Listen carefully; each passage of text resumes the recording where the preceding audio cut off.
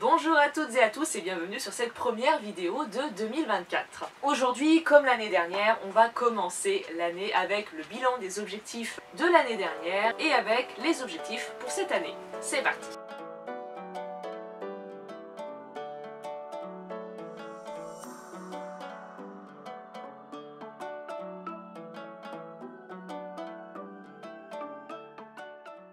Alors, que je regarde dans mon carnet, mais déjà, de tête, je peux vous affirmer que j'ai tenu très peu d'objectifs cette année. Je crois que j'ai eu des ambitions beaucoup trop hautes l'année dernière. En communication animale, j'avais passé le 2e degré et commencé à proposer mes services à mes proches.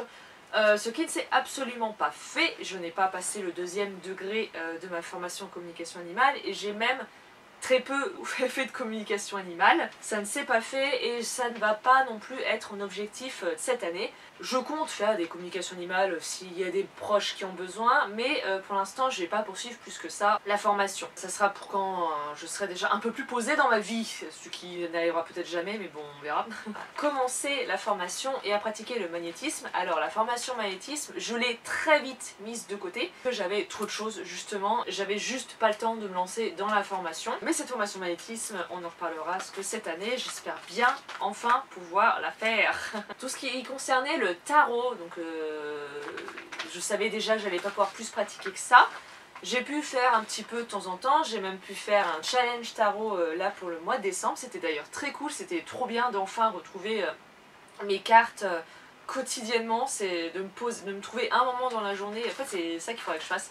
Il faudrait que je fasse plus de challenge tarot, je pense, pas forcément tous les mois, 2 ou 3 fois dans l'année, que je fasse un mois de challenge, parce que c'est trop bien, me forcer justement à trouver le temps de me poser avec mes cartes 5-10 minutes. Franchement, c'était vraiment trop chouette. Et ça m'a fait du bien de retrouver peut-être pas mes petites cartes. Donc j'aimerais bien trouver un petit moment, au moins 2 ou 3 fois dans l'année, pour retrouver vraiment réellement mes cartes. Je voulais continuer l'analyse un petit peu poussée des cartes, je n'ai pas pu faire, je n'ai pas pu faire une seule carte. Et j'avais continué à créer l'oracle. Donc je ne sais pas si vous savez, mais j'ai pour objectif de créer mon propre oracle à usage purement personnel, pas du tout destiné à la vente ou autre chose, vraiment purement pour moi. J'ai pu avancer quelques cartes, mais ce qui n'est pas beaucoup vu tout ce que je veux faire. Parce que je veux vraiment faire un truc archi complet, je vous en parlerai en temps voulu. Mais j'ai fait quelques petites cartes et donc j'aimerais bien continuer encore un petit peu. Ce serait cool si je pouvais le finir cette année et pouvoir le faire imprimer pour l'année prochaine, un truc comme ça serait bien. Pour YouTube, alors l'objectif YouTube c'est le seul que j'ai réussi à tenir. Je suis franchement super contente de moi. J'avais pour objectif une vidéo équestre, une vidéo journal de bord et un vlog. Donc ce qui faisait 3 vidéos par mois sur YouTube. J'ai franchement très bien tenu le rythme, je suis franchement fière de moi. J'ai arrêté les vidéos journal de bord, pas parce que je m'en sortais pas, parce que arrivé à un moment, je n'avais plus d'idées à faire pour les vidéos journal de bord. À un moment, j'avais plus de thème, et comme je n'avançais pas particulièrement dans ma pratique, autant en communication animale qu'en soins énergétiques, qu'en tarot, tout ça, mais avant de décider d'arrêter ces vidéos-là, en soi, je m'en sortais avec mes 3 vidéos YouTube, donc ça, franchement, je suis assez contente. Et au final, un des seuls objectifs que je pensais pas tenir, je vous avais parlé que je pensais peut-être faire du travail à pied et que ça j'étais vraiment pas sûre.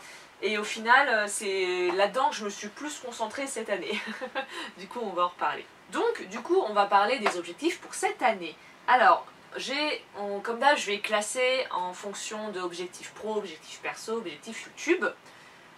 Donc au niveau objectif pro, donc comme je vous l'ai expliqué, je me suis un peu concentrée sur le travail à pied cette année. J'ai essayé plusieurs petites formations. Je me suis entraînée avec une petite ponette qu'il y a ici au club.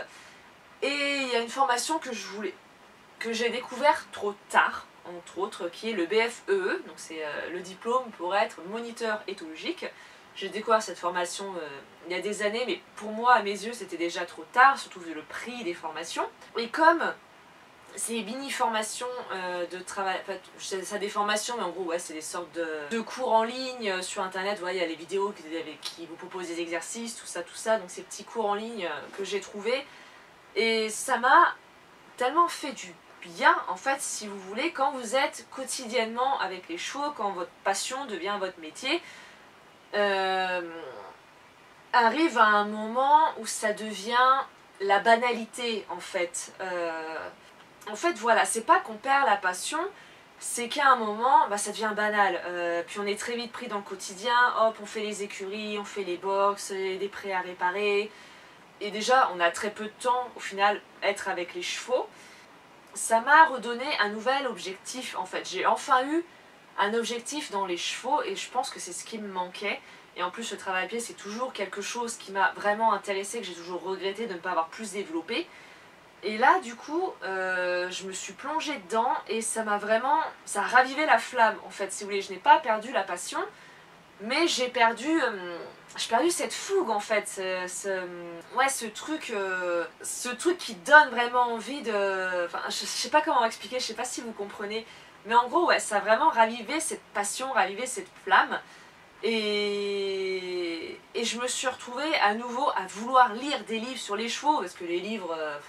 à un moment, je mange du cheval, je vois des chevaux toute la journée, je vis en plus sur place là aux écuries, je coupe jamais des chevaux, donc c'est vrai que j'ai le soir chez moi, ou même entre midi et deux, j'ai envie de couper, j'ai pas envie de me replonger dans un truc en rapport avec les chevaux, etc. Et là, j'ai vraiment retrouvé cette envie de lire des livres techniques, déjà les livres techniques, déjà c'est pas trop mon truc.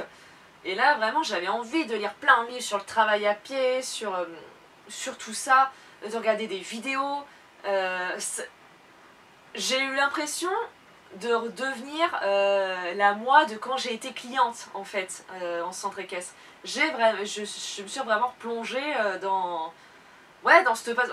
C'est compliqué, est-ce que je dis que je n'ai pas perdu la passion, mais en même temps, j'ai retrouvé cette passion. Enfin, c'est pour ça que je sais pas trop comment vous l'expliquer. Mais en gros, voilà, ça m'a fait énormément de bien. J'en avais marre de regretter de ne pas avoir pu faire cette formation, je me suis lancée.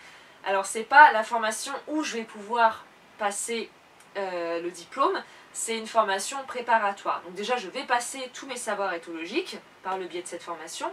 Et cette formation va me préparer à passer le BFE 1 et peut-être le 2 si je me sens d'aller jusqu'au 2. Et en fait, moi, après, je devrais aller dans des centres, je devrais aller dans des écuries qui proposent de passer les examens pour après le passer directement là-bas. Voilà. Donc, je me suis inscrite à cette formation qui était en plus la moins chère que j'ai trouvée. Je voulais vraiment me former avec Andy Bush, mon modèle, c'est mon idole. Mais c'est vraiment trop cher. Donc je suis allée auprès de Horsewoman Trip, donc Elodie Marchois-Ortega, pour sa formation du coup Horseman Life, à un prix un peu plus raisonnable, mais en fait je me suis inscrite à temps parce que juste après que je me sois inscrite, elle a doublé le tarif de sa formation parce qu'en fait elle a rajouté un autre module qui est la module je crois accompagnement pour en gros ta création d'entreprise, qui a une grosse valeur financière et c'est pour ça que le prix de la formation a doublé en fait. Elle a rajouté ce module et c'est ça qui a fait que ça a vraiment beaucoup augmenté. Et je me suis inscrite vraiment juste à temps parce que si j'avais décidé d'attendre encore, et jamais j'aurais pu me faire cette formation. Donc je suis très contente d'avoir franchi le pas. Il va falloir qu'on bosse avec Jaliska, parce qu'on part de zéro, autant elle que moi. On a du boulot, on a commencé un petit peu, on a eu notre premier coaching et là il faut qu'on se remette vraiment dedans parce qu'avec décembre il a fallu faire une petite pause. Allez, je vais dire, j'ai pas envie de lancer la barre trop haute, de mettre la barre trop haute. On va dire passer déjà les 3 premiers savoirs et donc aussi le BFE1. Parce que pour passer le BFE1, il faut avoir les 3 premiers savoirs. Je vais au moins me focaliser déjà sur ça. Donc côté pro, c'est tout ce qu'il y a pour l'instant. Côté perso, il y a passer le permis, c'est l'objectif, c'est le deuxième objectif principal de cette année et en plus urgent et prioritaire. Voilà, il me faut urgemment le permis parce que j'ai des idées et j'ai des projets. Et rien que pour le bien-être de mes chevaux, il faut que je le passe. Donc le permis c'est une grosse histoire, j'ai un gros passé avec le permis. J'ai déjà essayé de le passer une fois, j'ai fait 2 auto-écoles et malgré le temps et l'argent mis dedans, il n'y a aucun progrès. Aucun progrès dans le sens où conduire est quelque chose qui m'a toujours fait extrêmement peur, sans aucune raison, je ne l'explique pas. Il ne m'est jamais rien arrivé, je n'ai jamais vu d'accident de mes propres yeux. En temps réel, il ne m'est jamais arrivé un accident. Je ne sais pas d'où vient cette peur, mais je l'ai et je n'arrive pas à la faire passer. malgré les essais. Et en plus j'ai appris dans des auto-écoles avec des moniteurs qui m'ont rajouté du stress en plus de celui que j'avais. Donc voilà, j'ai un gros passif avec le permis. Mais cette année, c'est l'année, on y croit, et parce que de toute façon, il le faut. Mon objectif perso, dans l'ordre niveau formation, c'est moins prioritaire et moins urgent, je me mets dans les objectifs, mais si ça ne se fait pas, c'est pas grave. J'y repousse encore une fois à l'année prochaine, puisqu'il s'agit de la formation magnétisme, voilà. Mais à voir, donc c'est pour ça, c'est pas la priorité pour l'instant.